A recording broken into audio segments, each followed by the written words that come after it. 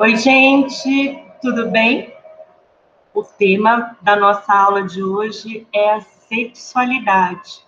Nós vamos conhecer esse conceito tão importante para a psicanálise. O que é a sexualidade para a psicanálise? Nós vamos discutir na nossa aula de hoje. Vamos abrir aqui a nossa apresentação.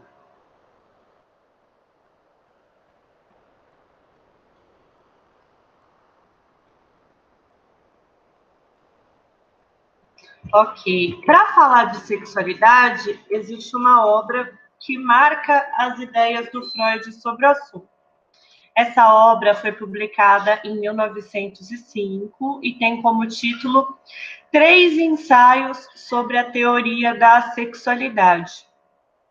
Freud constrói, então, uma compreensão sobre a sexualidade e, para isso, é interessante a gente considerar quais eram as ideias predominantes sobre sexualidade no campo da sexologia, no campo das pessoas que estudavam a sexualidade antes de 1905, principalmente no século XIX.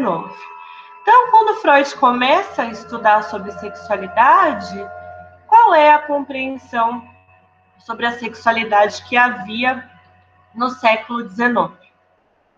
A sexualidade refere-se a um instinto voltado para a reprodução, necessário para a preservação da espécie.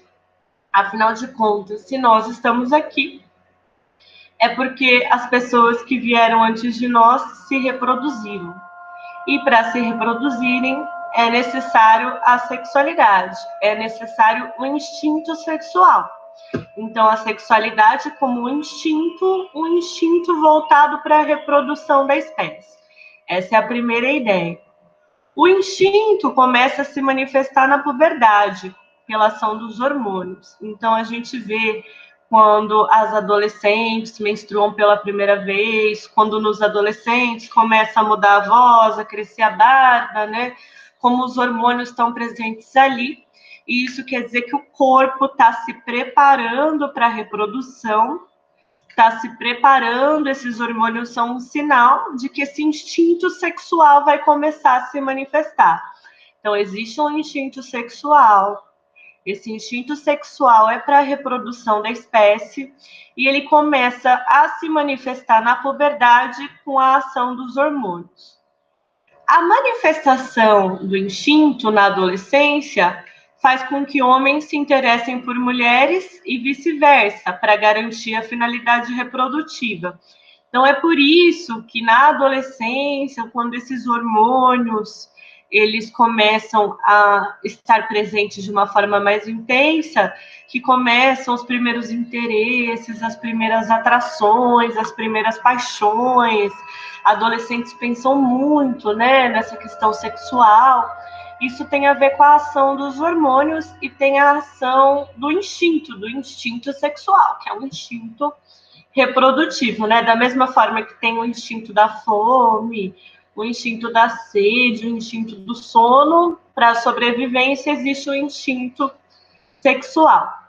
Devido a essa finalidade reprodutiva do instinto, os órgãos genitais são os órgãos sexuais nos quais acontecem os processos de excitação.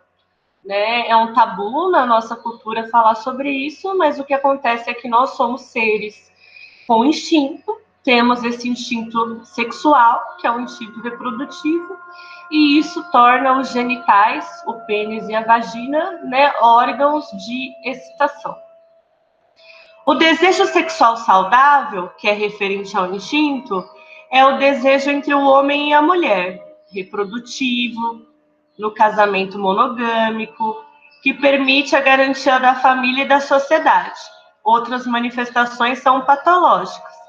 Então, se existe um instinto reprodutivo, a manifestação saudável desse instinto são as pessoas que fazem sexo para se reproduzir. E o melhor contexto para as pessoas fazerem sexo para se reproduzir é o casamento e a família. Então, essa foi a organização sexual do instinto. certo? Bom, isso é o que se pensava no século XIX, né? Inclusive, o século XIX teve muitas catalogações, classificações do que seria a sexualidade normal e milhares de exemplos do que seria a sexualidade desviante.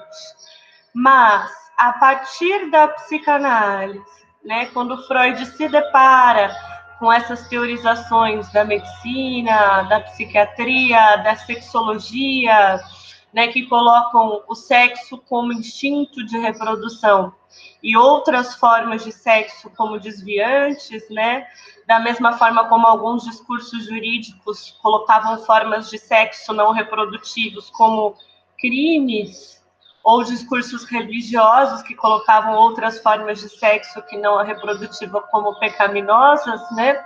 A medicina colocava formas de sexo não reprodutivas como desviantes. Mas a psicanálise vai pensar assim: é isso mesmo o que motiva as experiências sexuais entre as pessoas?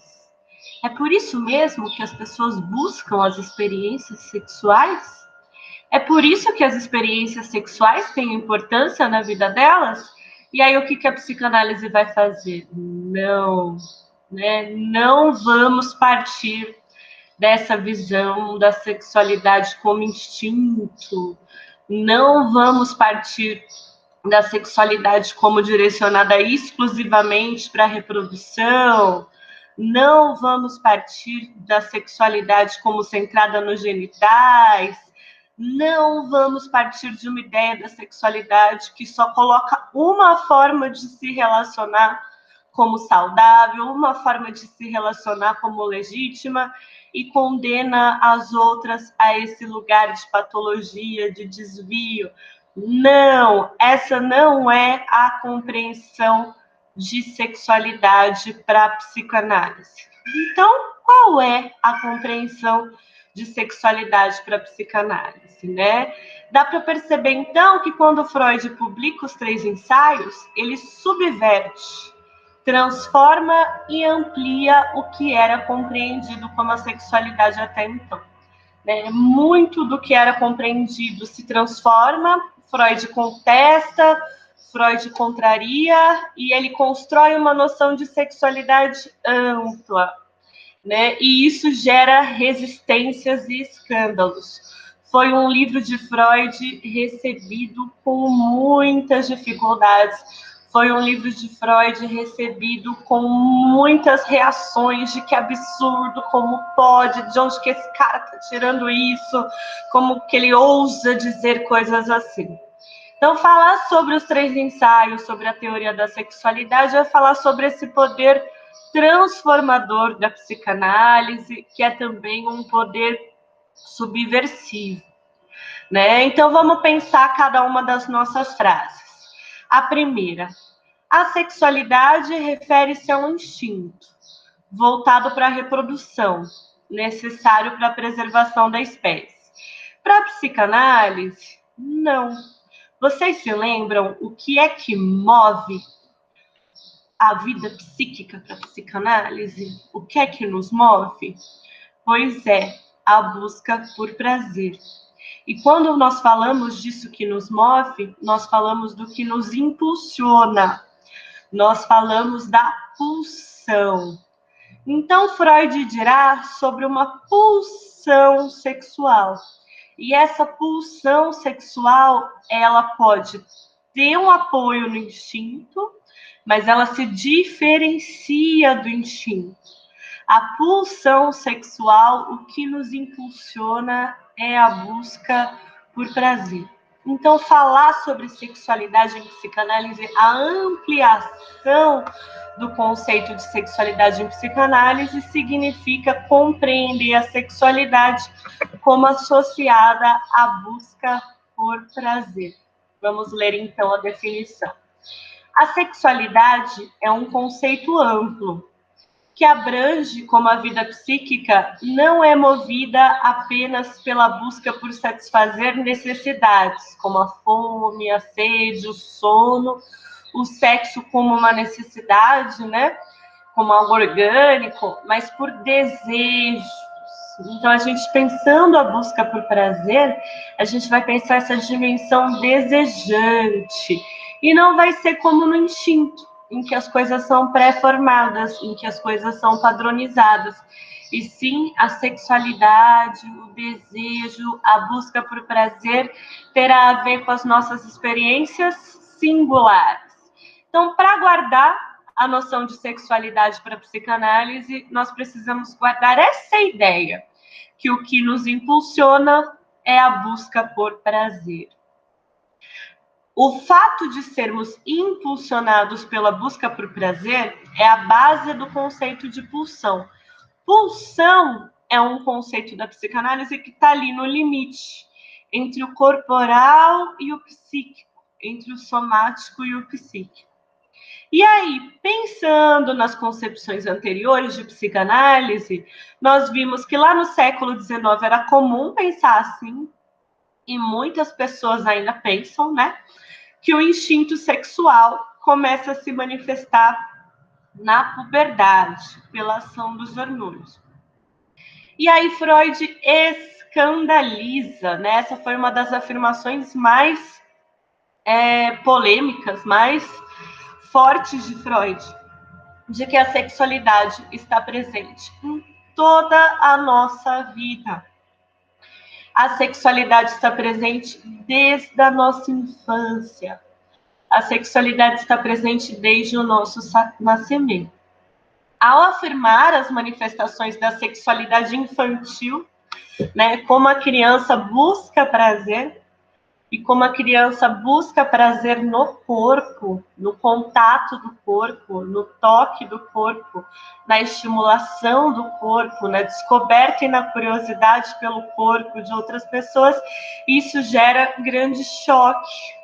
Embora quem aqui cuida de criança, já cuidou de criança, sabe que desde muito pequenas as crianças têm uma curiosidade imensa pelo corpo e pelos prazeres, pelas sensações prazerosas que o corpo pode proporcionar.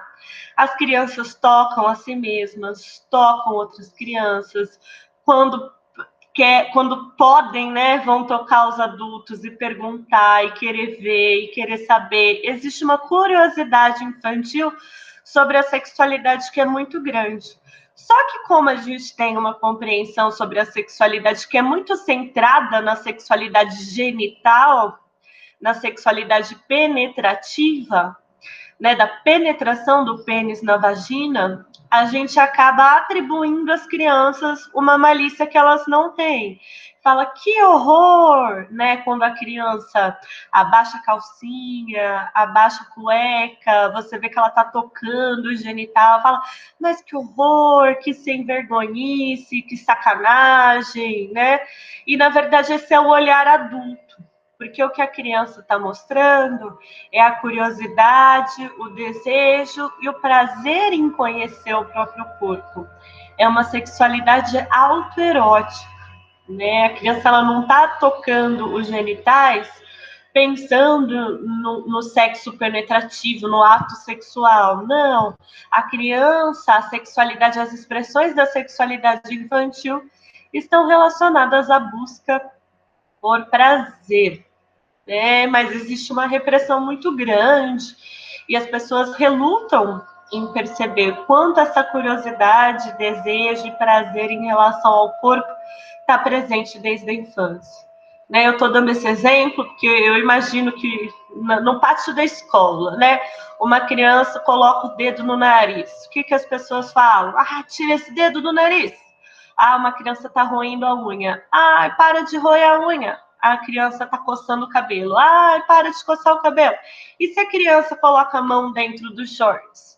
Ah, tira a mão daí. Né? Nem nomear é nomeado. De tão grande que é a repressão. Existe muita essa associação entre sexualidade e genitais, mas a sexualidade está no corpo todo. Então, a criança, ela sente prazer com a boca, né? A gente pode perceber que desde muito pequena, o que a criança tem interesse, o que a criança tem curiosidade, ela coloca na boca. Então, a boca é uma zona erógena. Mais para frente, quando a criança deixa de usar a fralda e passa a usar o piniquinho, existe um prazer em aprender a controlar os esfíncteres, um prazer em reter, em soltar. Todo esse aprendizado do uso do banheiro vai ter um novo prazer.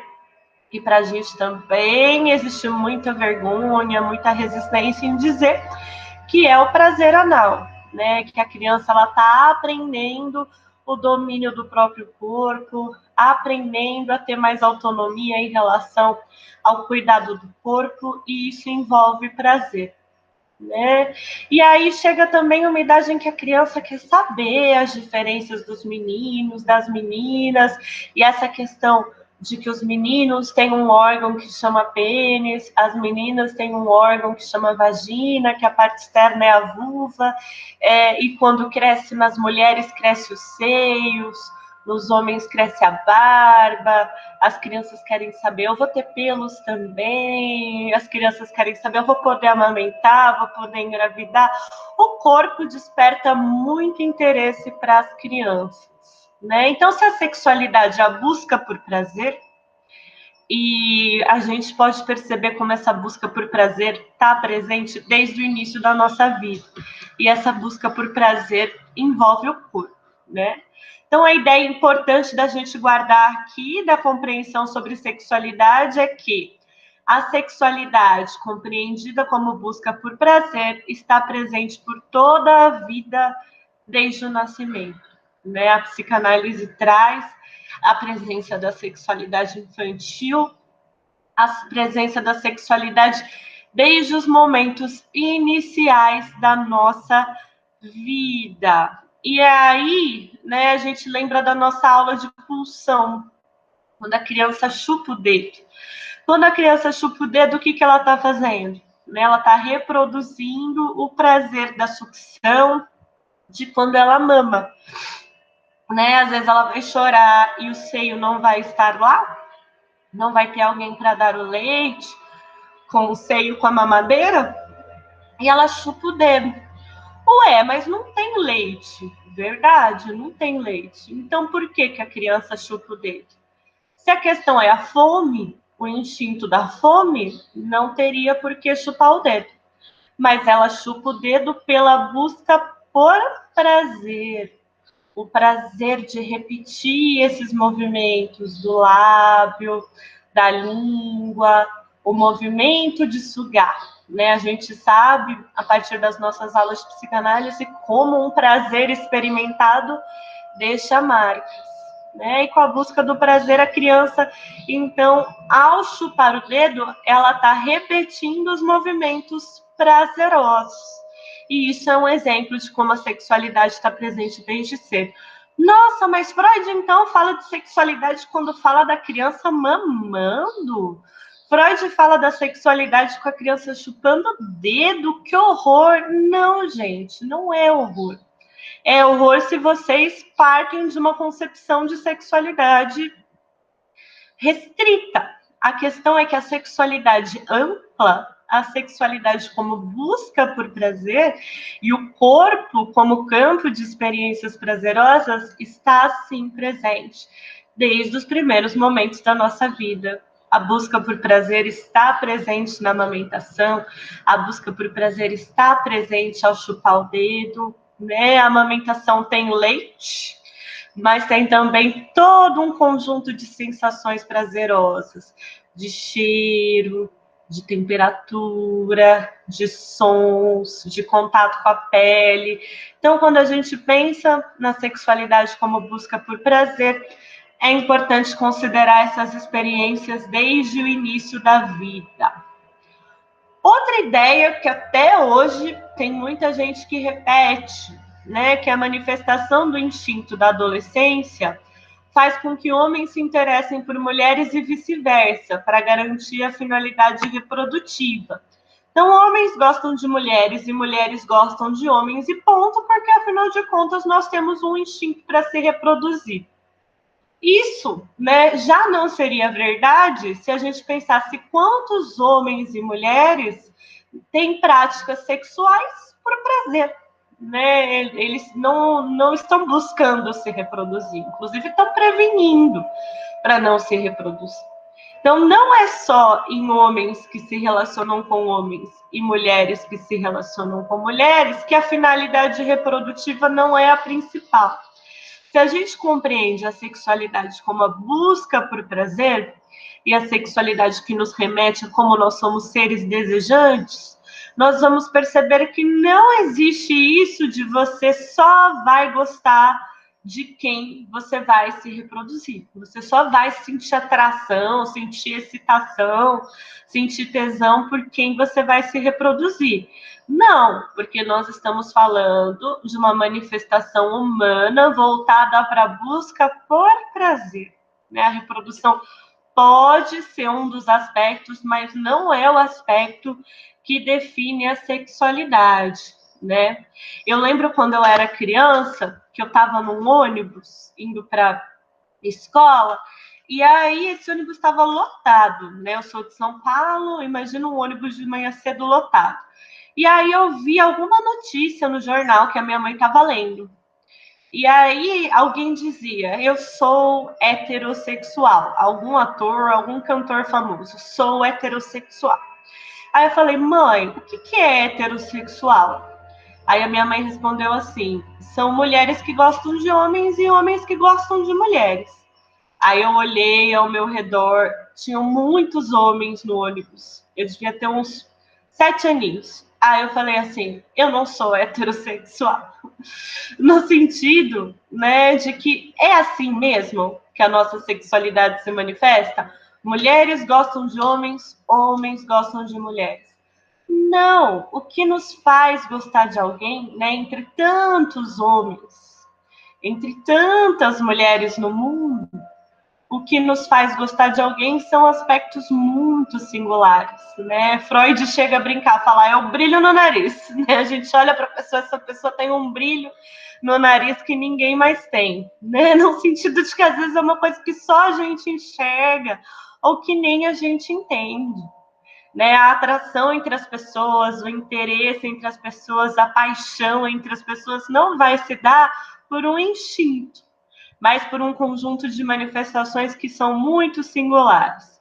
Então, a pulsão sexual na psicanálise, ela se caracteriza pela plasticidade, pela possibilidade contínua de deslocar-se entre múltiplos objetos. Não existe um único objeto da sexualidade. A sexualidade se caracteriza justamente pela multiplicidade para a psicanálise. Outra ideia, devido à finalidade reprodutiva do instinto, os órgãos genitais são os órgãos sexuais, nos quais acontecem os processos de excitação, né? Mais uma vez, essa ideia do instinto, mais uma vez, essa ideia da reprodução, uma genitalização da sexualidade. Isso acontece também, esse engano, esse equívoco acontece também quando a gente vai falar de sexualidade com adolescentes. Aí chega lá, vai falar de sexualidade e mostra uma foto do aparelho reprodutor. Olha, gente, esse é o útero, essas são as trompas, esse é o ovário. Aí mostra a foto do aparelho reprodutor. Olha, gente, esses são os testículos, esse é o canal deferente. É assim que acontece a ereção, é assim que acontece a ejaculação, o espermatozoide fecunda o óvulo e a gravidez. E aí a gente vai lá e mostra a camisinha e coloca a camisinha na banana ou na prótese. O que a gente está fazendo? Falando da sexualidade como algo genital. E falando da sexualidade como diretamente relacionada ao reprodutivo. Mas o que os adolescentes vão fazer é olhar e não vai fazer sentido para eles falar de sexualidade de uma forma tão biologizante, tão centrada na questão orgânica, né, da resposta sexual, da possibilidade de acontecer uma gestação, do campo das possíveis infecções sexualmente transmissíveis, né? Não, porque a sexualidade envolve, sim, a penetração, envolve os genitais, envolve as práticas de prevenção, de saúde, preservativos, métodos contraceptivos, mas antes de mais nada e além de tudo, a sexualidade envolve o nosso corpo como um todo, os nossos prazeres, os nossos desejos, as nossas fantasias. Então, falar sobre sexualidade sem falar dos nossos afetos, das nossas curiosidades e inseguranças, dos nossos desejos e receios, das nossas paixões, é não falar sobre sexualidade. Né? A sexualidade é esse campo tão rico de prazeres e desejos. Então, com a compreensão da sexualidade como busca por prazer, todo o corpo passa a ser compreendido como potencialmente erógeno, passível de ser investido libidinalmente. Né? Libido é a palavra da psicanálise para nossa energia sexual.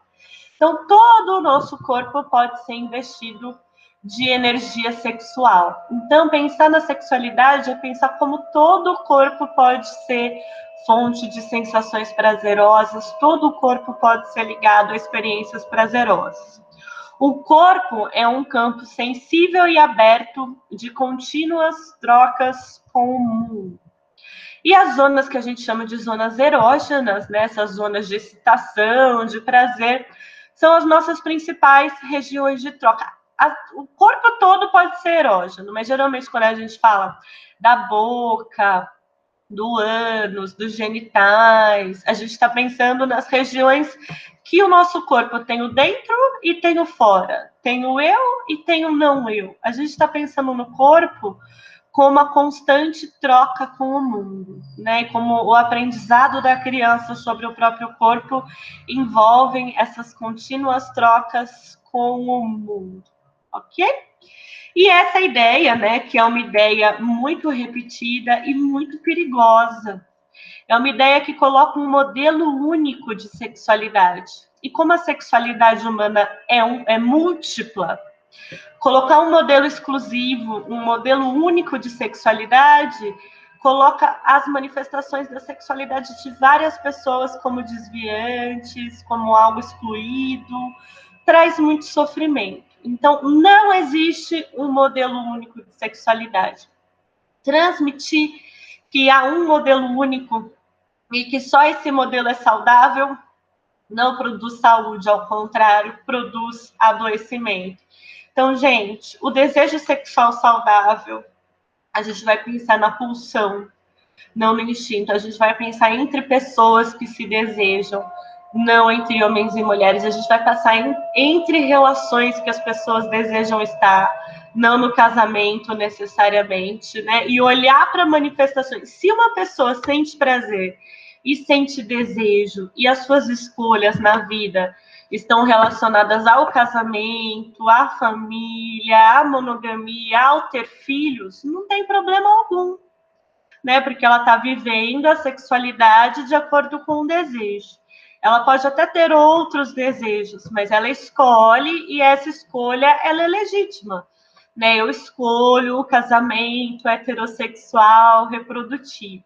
A questão não é que essa escolha não seja legítima, a questão é que muitas outras formas de se relacionar, muitas outras formas de desejar, muitas outras formas de buscar prazer também são. E isso Freud nos mostrou, né, que as pessoas pensavam, né, lá quando ele começa a escutar as pacientes histéricas. Ah, essas pacientes, elas não casaram, elas não têm filhos. Ah, essas pacientes, isso que está acontecendo é que elas são, elas têm desejo, né? Esse desejo está adoecendo elas. E aí o Freud diz assim, não, o desejo não adoece, o desejo é uma manifestação da nossa sexualidade, é uma manifestação saudável na vida humana. O que adoece é quando a pessoa, em nome da cultura, em nome dos padrões morais, em nome do que é transmitido como certo, como errado, como moral, como imoral, como condenável, né? Essa pessoa reprime. Ela olha para si como se houvesse algo de errado, algo de sujo, algo de imoral nela mesma por desejar. Então, o adoecimento não tem a ver com desejarmos. né? Tem a ver com a repressão do desejo. Isso quer dizer que a gente vai realizar todos os desejos que nós temos? Não, isso nem é possível, né? Vocês se lembram que não tem como o desejo se satisfazer por completo. A questão não é sair fazendo o que a gente deseja sempre. A questão é não olhar para o nosso desejo como algo feio, sujo, ruim. Isso é muito adoecedor. E a visão de sexualidade que nós temos faz com que muitas pessoas se culpem, muitas pessoas se envergonhem pelo desejo que elas sentem. Então, essa visão do desejo como saudável, essa definição do humano como desejante, é algo que a psicanálise nos traz. E a psicanálise afirma, e isso é fundamental, que não há um único objeto correto e saudável. Ao contrário, a pluralidade de objetos do desejo marca as histórias de vida e a constituição psíquica de cada um e cada uma. Ao longo da vida, a nossa busca por prazer vai envolver muitos objetos do desejo, muitas pessoas que vamos desejar, muitas experiências que vão nos trazer prazer. Isso não significa necessariamente, né, o sexo tal como a gente pensa, práticas sexuais, orgasmos. Não, a gente não está falando da prática sexual necessariamente. Nós estamos falando de experiências prazerosas, experiências desejantes, experiências de trocas prazerosas. E nesse sentido, essa é a compreensão da sexualidade para a psicanálise. Da sexualidade como busca por prazer e que as formas de buscar prazer são múltiplas.